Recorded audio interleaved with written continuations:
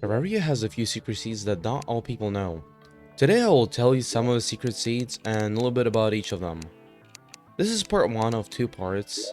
I usually wanted to make one video, but that would be over 20 minutes of footage for you to watch, and for me that's too much, and at the moment that's impossible. You can already tell this world is going to be different. Once you spawn in, you can already tell that the guide was replaced by a party girl. I should also mention that all the music is different. We also have a lot of living trees.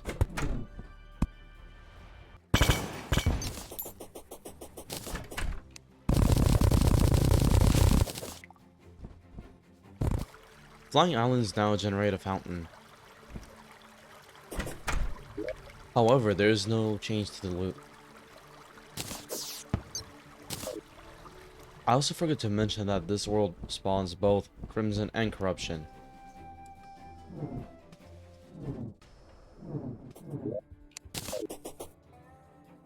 Dungeon entrance is now generated under Brown Living Tree. Oh wow, look at that. He's got a nice place. Just don't go lower, you might die.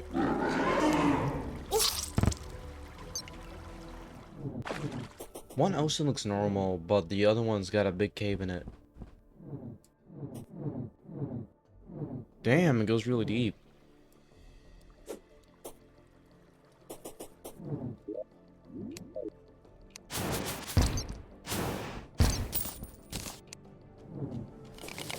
There's no change to underground, but I wonder what's in hell.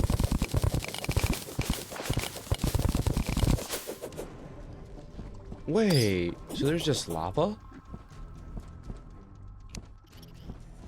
Never mind, there's more. It looks kind of normal. Yeah, there's something off about it. There's lava at the center, but there's more on the edges. Cool seed, 7 out of 10. Next seed is not the bees. Wanna guess what it has a lot of?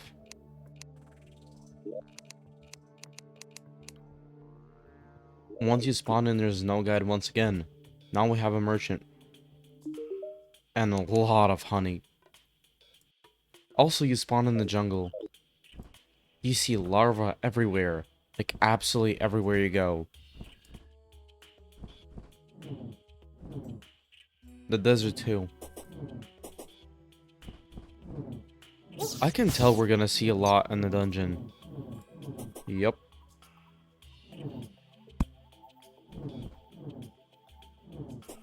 However, corruption is not affected by this. We also don't have an ocean anymore. It's just honey. You're still gonna find chests.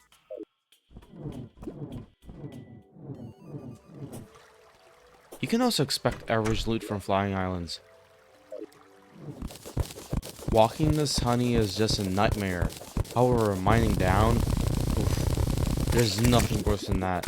You gotta bring a lot of bombs or this is gonna be hell. Even I with an endgame loot still struggle. Nothing to see underground because it's just honey and a lot of bees. However, once you get near hell, you're gonna find a lot of crispy honey blocks. You should not step on them. I was about to say, hell looks kinda normal. But no, there's a bee. I would give this 1 out of 10. It's so annoying. However, for the worthy it doesn't disappoint. This is one of my favorite seeds. I don't want to spoil much, but I'll keep it brief. You spawn in and it looks normal until you go into any direction. And only then it begins looking kind of odd.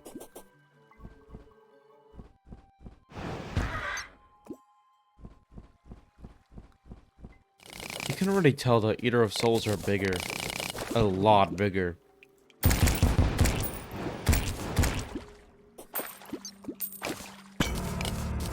Same applies for the boss fight.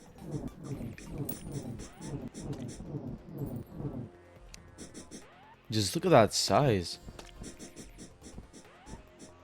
On this seed, you can't get easy access to chests on flying islands. Sky chests are replaced by log golden chests.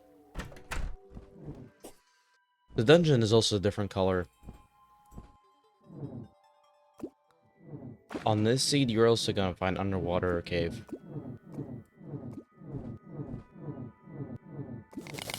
Except for slightly more traps than usually, the underground looks the same.